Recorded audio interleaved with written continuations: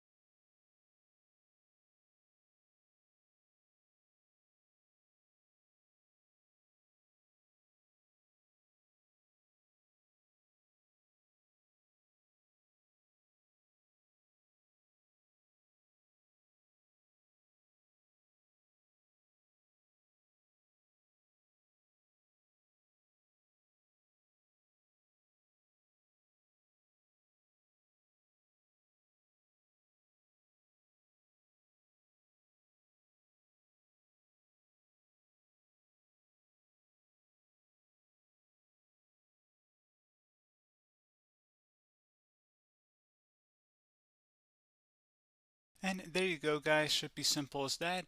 Go ahead and reinstall any of the applications that were removed. You can see a list of them by clicking on the link that's going to be on our desktop here. And that's pretty much it, guys. So, as always, thank you for watching this brief tutorial. Do hope I was able to help you out, and I do look forward to catching you all in the next tutorial. Goodbye.